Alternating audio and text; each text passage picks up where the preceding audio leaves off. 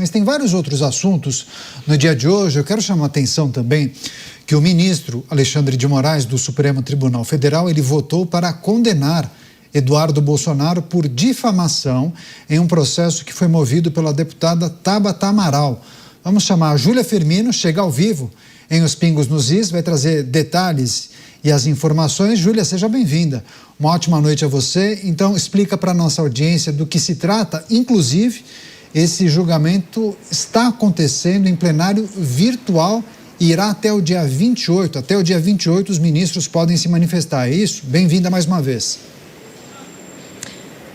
Exatamente isso, Caniato. Até o dia 28 de abril é que os ministros podem, então, se manifestar, colocar ali o seu voto em relação a esse caso. Boa noite para você, para quem está com a gente aqui no Pingos nos Is, na programação da Jovem Pan. Fato é que hoje o ministro do Supremo Tribunal Federal, Alexandre de Moraes, decidiu condenar o ex-deputado e filho do ex-presidente Jair Bolsonaro, Eduardo Bolsonaro, pelo crime de difamação contra a também deputada Tabata Amaral. O que teria acontecido? Ainda lá em 2021, Eduardo Bolsonaro fez uma postagem,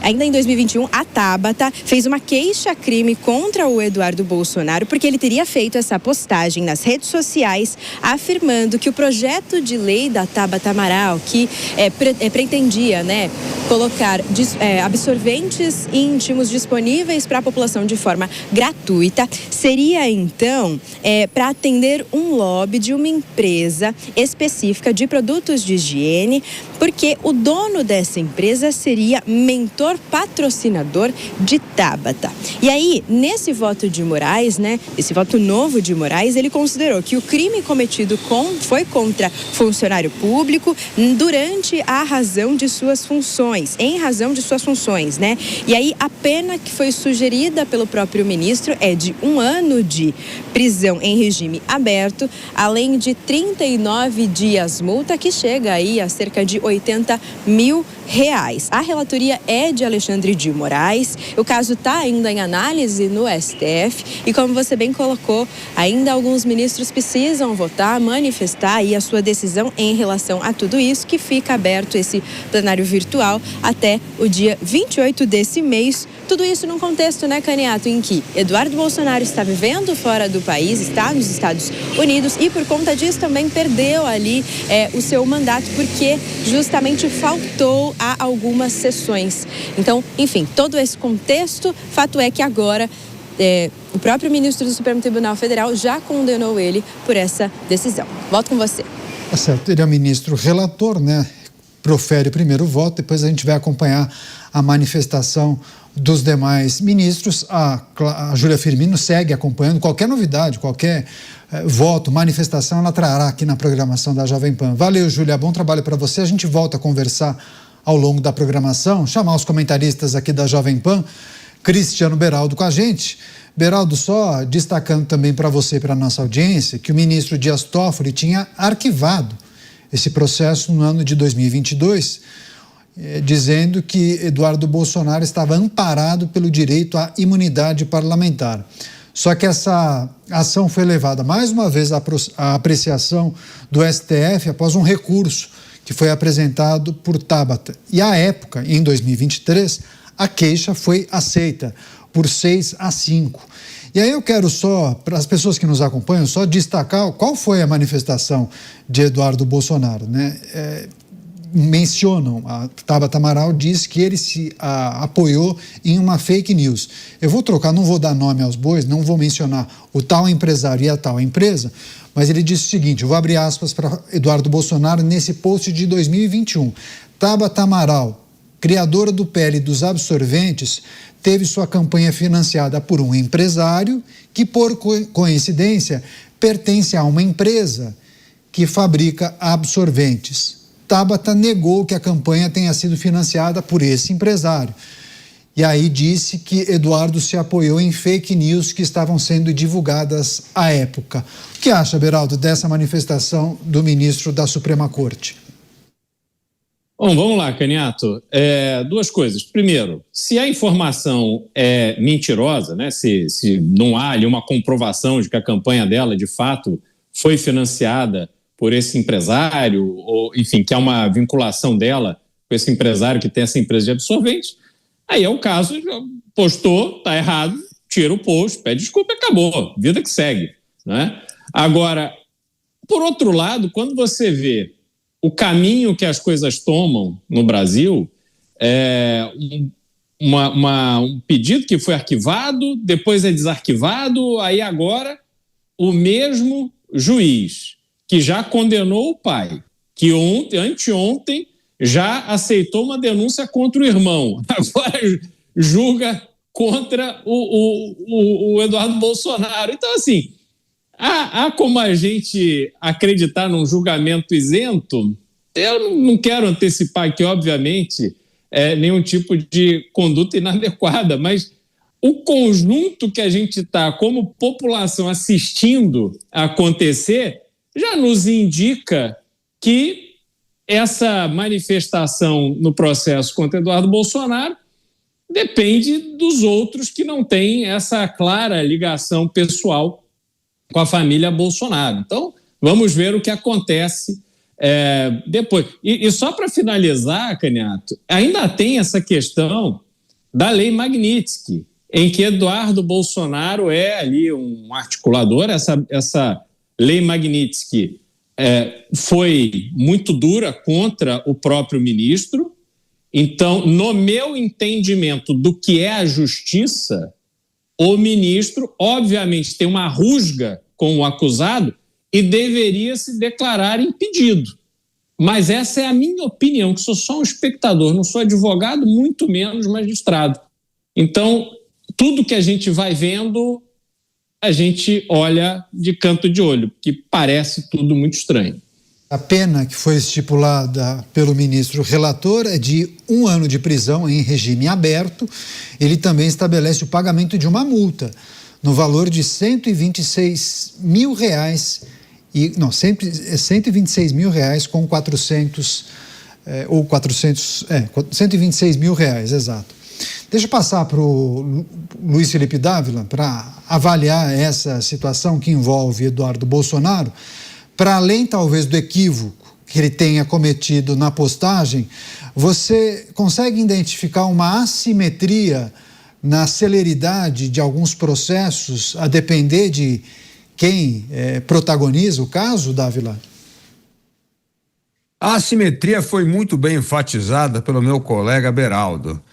Ou seja, temos um juiz na Suprema Corte que vem tratando a família Bolsonaro inteira como o seu pet predileto em em criar ações, investigações, não importa qual é o teor, né? O próprio Flávio Bolsonaro agora também tem que responder ao post de Lula, o irmão tem que responder a postagem contra Tabata Amaral, todo mundo da família tem que ter respondido. Acho que ele gosta de colecionar ali casos em torno da família Bolsonaro. É difícil acreditar na impessoalidade, no juiz natural garantido pela Constituição, numa pessoa que hoje ocupa um cargo que parece que tem um prazer incrível em perseguir a família Bolsonaro. É um negócio inacreditável. Então, assim, o mérito tem toda a razão que o Beraldo falou. Se foi cometido uma falta do caso de Eduardo Bolsonaro, um descuido na informação, ok, mas ele estava na sua função lá no artigo 53 da Constituição, garantindo a inviolabilidade da opinião dos parlamentares, mas ele teria que responder sim a esse caso. O problema é esta enorme cápsula que hoje está nesta bolha. Dentro dessa bolha está a família Bolsonaro e Alexandre de Moraes. Tudo é desculpa para incriminar, processar, criar constrangimento. Como se fosse assim, olha, estou de olho, vou ficar em cima, porque afinal de contas, vocês são uma ameaça à democracia. No fundo, é aquela velha tese que pauta todo o comportamento difícil de acreditar de um juiz natural que mostrou em tantas ocasiões que adora ser investigador, juiz e vítima dos casos que ele próprio julga. Pois é, preciso separar a rede agora e me despedir de algumas emissoras que ficarão agora com a sua programação local. Eu sigo destacando as principais informações, as principais notícias do dia com os nossos comentaristas e seguimos analisando essa manifestação do ministro relator em relação ao caso que envolve Eduardo Bolsonaro e Tabata Amaral. Justiça votando para condenar Eduardo por difamação. Chamar o Roberto Mota para avaliar quais são os aspectos importantes desse caso e da manifestação do Supremo. Se nós analisássemos isso, sei lá, há 50 anos, eu acho que o seu comentário seria né, Mota? Mas diante do atual cenário, é preciso destacar aspectos importantes, né, para a nossa audiência compreender quais são as dificuldades hoje em dia. Se esse comentário fosse feito no início de 2018, ele seria diferente. Como ele está sendo feito agora, eu vou lembrar mais uma vez que o artigo 53 da Constituição garante a imunidade parlamentar. Mas parece que esse artigo foi revogado mesmo, foi reinterpretado, ressignificado, para usar uma palavra que está na moda. Vale lembrar que o projeto da deputada partiu de uma ideia extremamente infeliz, que é de obrigar o Estado a comprar absorventes internos e distribuir esses absorventes sem custo. Pelo que eu me lembro, o objetivo era combater uma suposta pobreza menstrual, uma expressão curiosa, que inclusive foi adotada por muita gente. É lógico, esses absorventes são comprados com o dinheiro do cidadão, o dinheiro dos impostos, porque o governo não tem outro dinheiro. Eu tenho certeza que essa notícia dos absorventes grátis foi aplaudida pelas mães pobres, aquelas mães que moram em favelas dominadas pelo narcotráfico, aquelas mães que rezam para não serem assaltadas quando saem para trabalhar e que têm que deixar os filhos com uma vizinha tomando conta, porque não tem dinheiro para pagar uma creche. Eu tenho certeza que para essas mães a maior prioridade na vida era receber absorvente grátis, dado pelo Estado, graças à brilhante, imprescindível iniciativa da deputada. Pois é, eu vou receber a Rede Jovem Pan, então antes de passar para o Bruno Musa também analisar essa ação que foi apresentada pela deputada Tabata Amaral e a manifestação do ministro da Suprema Corte, eu quero lembrar que tem a enquete do dia publicada no portal da Jovem Pan e também no nosso YouTube do programa, Os Pingos nos Is. Eu conto com você, com a sua manifestação, a gente trata da insatisfação de alguns integrantes do Supremo, eu conto com você.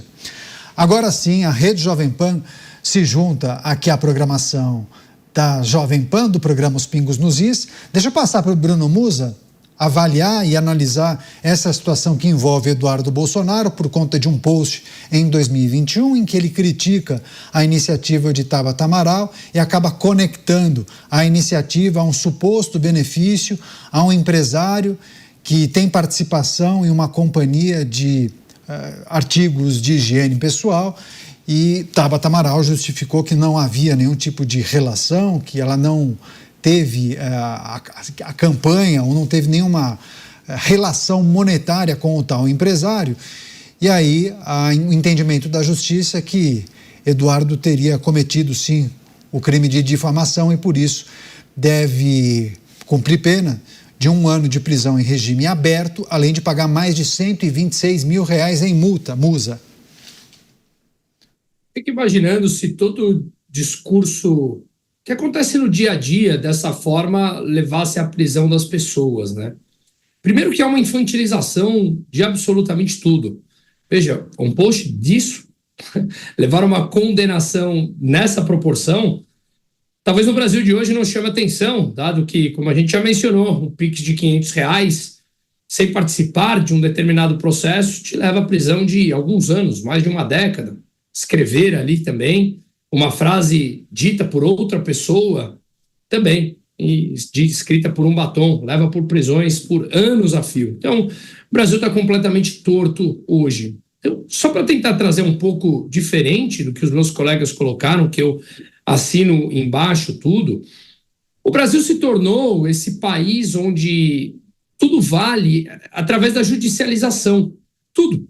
Judicializa absolutamente tudo. A gente já trouxe aqui, a Suprema Corte Brasileira julga por volta de 100 mil casos no ano, quando mais de 70% são decisões monocráticas. 100 mil casos. Quando nos Estados Unidos são 100 casos, não 100 mil, 100 casos. Então perceba, é o país onde se esconde atrás do Estado para absolutamente tudo. O Estado detém o monopólio da força. Então é o Estado que expolia a população a todo custo, faz cada um de nós sangrarmos até o último momento, e cada um, por qualquer coisa, vai lá e busca esse Estado para tentar se defender, uma vez que ele detém o monopólio legítimo da violência. E se você pertence àqueles que têm a mesma linguagem, o mesmo partido político, ideológico que predomina a máquina pública hoje, aí você tem grande chance de ganhar. Portanto, isso não faz parte mais a técnica da coisa.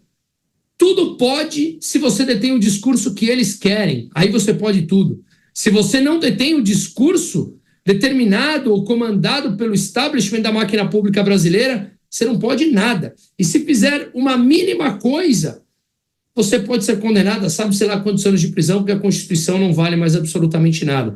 Então nós criamos gerações como essa, em que muitas vezes uma política, como a deputada Tabata, por nada resolve fazer um processo que tinha sido arquivado, como você muito bem falou, perder tempo de algo que ela poderia estar produzindo muito mais para a sociedade, se tiver a capacidade, porque quem faz uma ideia como essa, inviável econômica, e quem pagaria essa conta é sempre os mais pobres, talvez ela não tenha essa condição, mas ela poderia estar produzindo muito mais para a sociedade, mas não, ela para fazer isso, para usar a máquina pública, para uma condenação infantil, em um discurso que, na minha época na escola, se alguém falasse, você levava um empurrão, levava uma risada na cara e vida que segue.